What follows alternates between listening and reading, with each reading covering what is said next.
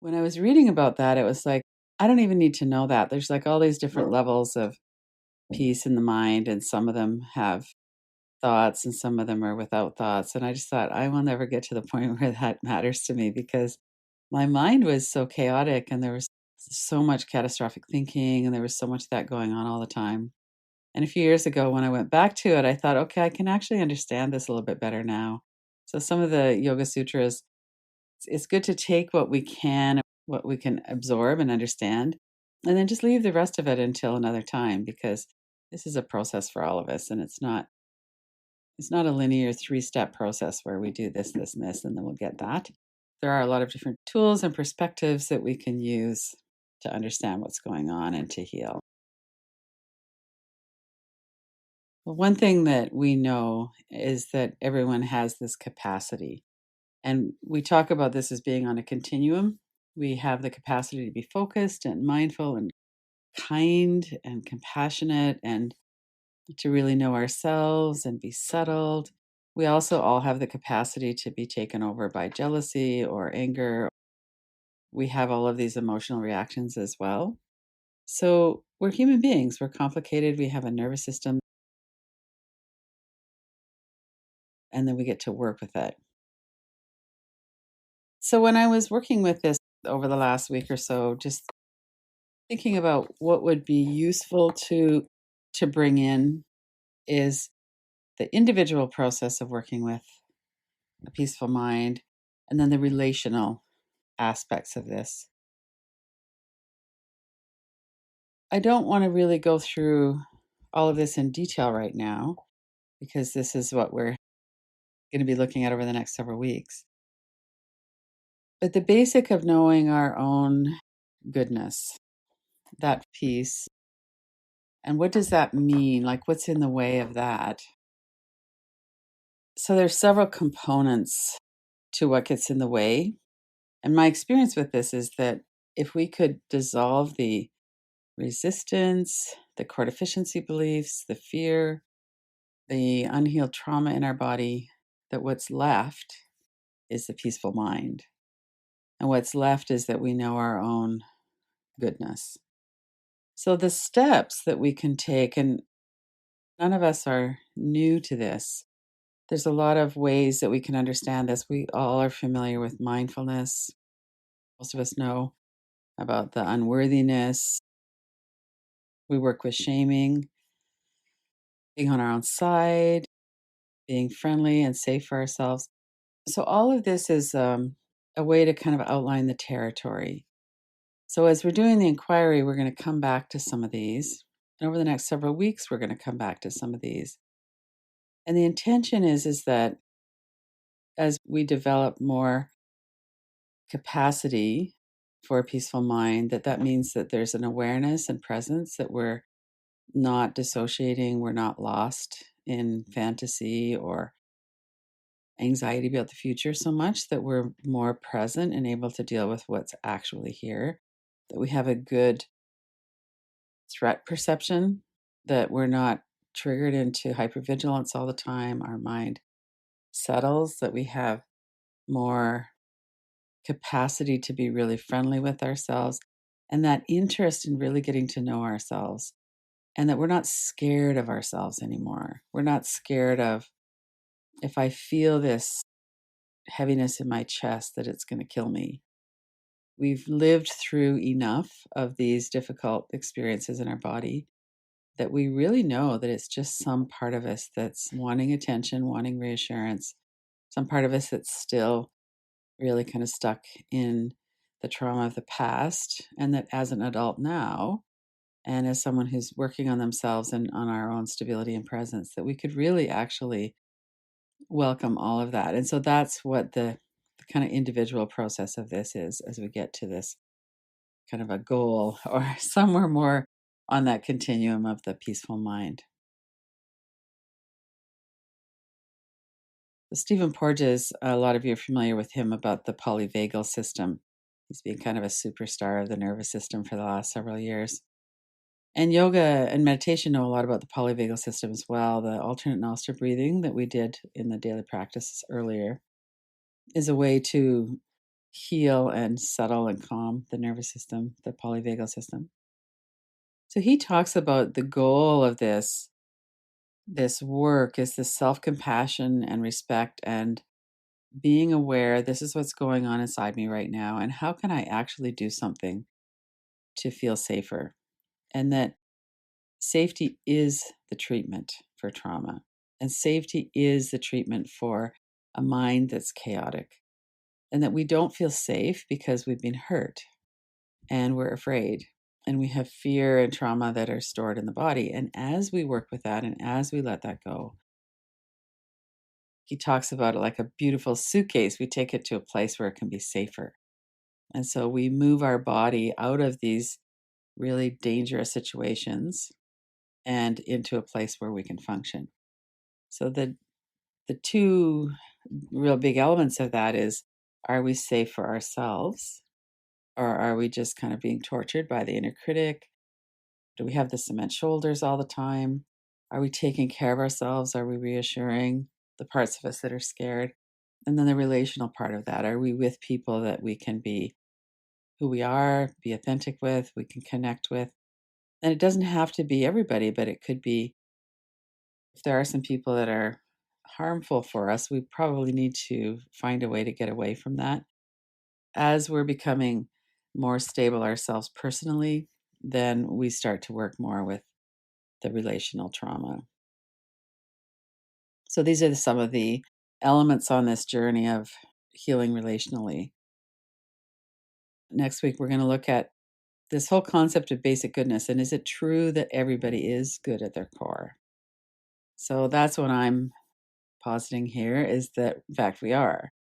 And in yoga philosophy, they talk about the divine at the core of us.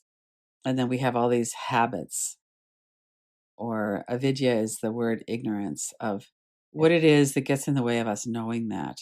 And so if somebody is really, really dissociated, really hurt, really, really committed to not working on their own stuff, then they're going to probably find a way to make themselves feel better. We all do this.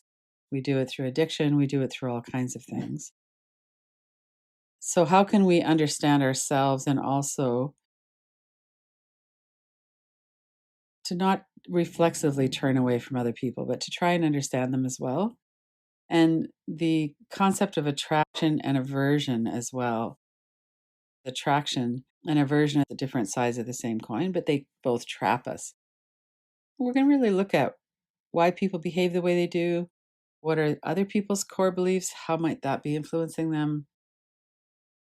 We're looking at a behavior that we don't like or that we don't have any tolerance for. We need to work internally ourselves, and we also can work with other people, understanding what might be going on for them so that it doesn't feel so personal for us.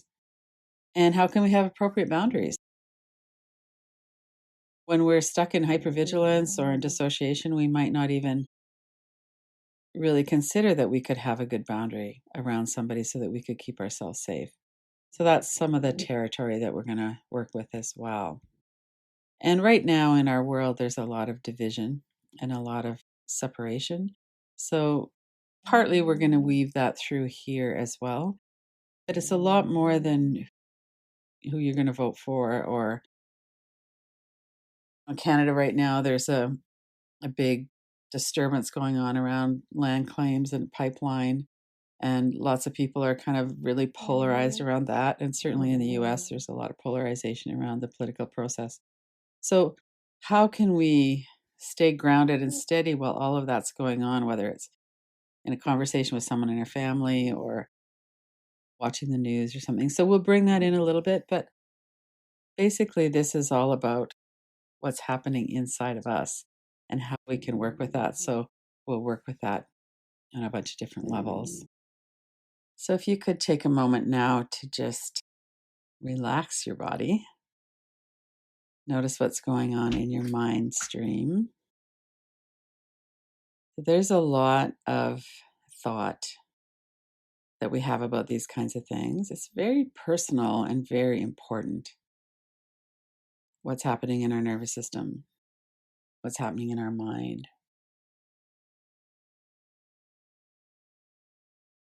And if you could think back or bring to mind a time when you felt really relaxed, it could be from a holiday that you're on, or a walk in nature, or being with a certain person, or cuddling with your dog, or whatever that might be for you. This stream of peace and relaxation is always here. Underneath that surface layer of activity, that's always here. So let's take a moment to tune into that. And if we get into that other, more chaotic, busy, anxious thought, as soon as you notice that's happened, just bring yourself back. What's your direct experience right now as you remember, perhaps, time when you felt really steady and really calm? Your body was relaxed. You might be imagining that you're lying on the beach. You were sitting in a room in the sunshine, or whatever that might be for you, getting a massage, having a warm shower.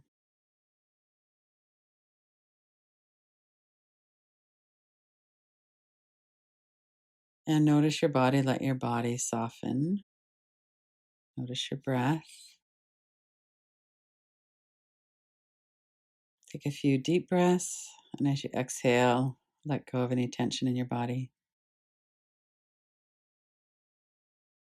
And let all of the thoughts right now, all of what was on the screen, let all of the words and everything just kind of release for a moment. This quiet, really focus in on the stillness for a bit.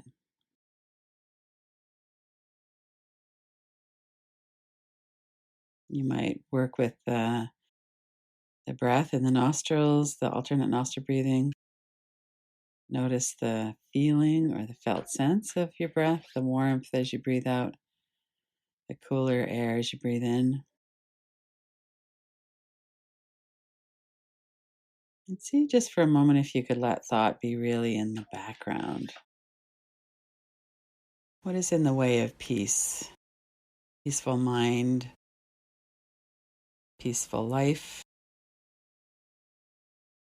So I've written some of these things down on the slide, and there's room for you to add your own. So some things are true for all of us. We're triggered into core deficiency beliefs by some people, by some events. We might have emotional flashbacks where we feel helpless, hopeless, small, vulnerable, powerless. And when we do, we're going to have some kind of a nervous system activation. We're going to try to feel better. So we might try to feel more powerful or protective. We might dissociate. We might binge watch Netflix. We might eat. It's all kinds of strategies and habits that we have around that.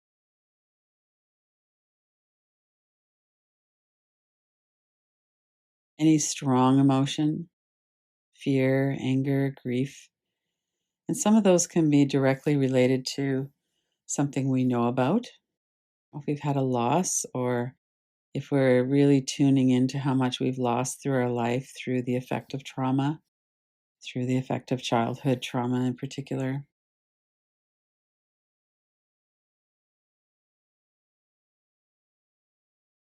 We've all had the experience of knowing that something is wrong, something shouldn't be the way it is. Somebody's getting away with something, something's not fair. So we all have that experience of the mind getting kind of compulsive around that, wanting it to be different. And that could be where the anger arises, or fear. Then we have that just kind of a general feeling of it sometimes, that there's something there's a lot that carries forward from our past into the present. And sometimes that's fear. We wake up in the morning, we don't even know why we're afraid, but we know we are. Or we're really anxious around other people. So sometimes we know fairly directly what's going on with that, and other times it's more of a pervasive, this is kind of my whole life is colored by this. So that certainly gets in the way of a peaceful mind. And then the shame, being shamed, what we do ourselves internally, whether it's the inner critic is shaming us or whether we have a voice in our head from a parent or something like that, whether we're remembering times when we've been publicly shamed or ostracized or shunned. And then there's all of the regrets that we have. If we have done things in the past or let things happen that we can really see now that were really harmful for ourselves or other people, that can really be disturbing in our mind. So that might be part of what's going on there too. And then one of the ways that we all operate is this attraction and aversion. We're trying to bring in things that help, and we're trying to get rid of things that don't. And our mind and our whole system can get pretty involved in that too. So let's give it a few minutes. And you might be working with some of these things that are written down or other things that come to mind. What gets in the way of a peaceful mind for you, like right now in this moment, the last 2 or 3 days, this last year, your whole life? So take some different time spans. What is in the way of your own peaceful mind?